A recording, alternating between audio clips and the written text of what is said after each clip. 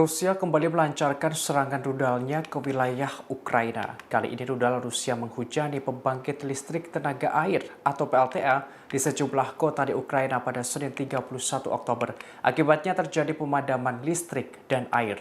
Dikutip dari tribunnews.com, rudal Rusia menyasar ke fasilitas energi PLTA sejumlah kota. Di antaranya wilayah Kremenchuk, Kiev, selatan Odessa, Zaporizhia, dan di wilayah Cherkasy Tengah. Seorang pejabat senior di kantor Presiden Ukraina Kirilo Timoshenko membeberkan detik-detik kejadian gempuran rudal. Ia menerangkan sekitar 40 rudal milik militer Rusia telah terdeteksi bermanuver di kawasan udara Ukraina.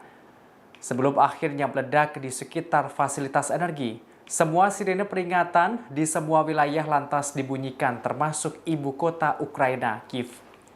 Timoshenko menerangkan beberapa rudal ditembak jatuh oleh pertahanan anti pesawat, sementara beberapa lainnya mengenai sasaran yang dituju.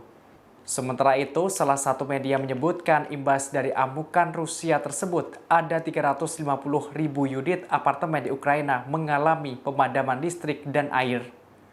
Bahkan hingga batas waktu yang tidak ditentukan lantaran fasilitas penyediaan air dan energi hancur terkena serangan rudal. Terkait serangan ini, Menteri Luar Negeri Ukraina Dmytro Kuleba menerangkan rudal Rusia lainnya menghantam infrastruktur penting Ukraina. Ia mengklaim Rusia tidak bertempur di medan perang namun justru memerangi warga sipil Ukraina. Sebagaimana diketahui, serangan ke sejumlah fasilitas vital Ukraina bukan kali pertama bagi Rusia. Sebelumnya, Rusia telah melancarkan beberapa serangan rudalnya, terlebih setelah jembatan Crimea meledak yang diduga pelakunya dari Ukraina.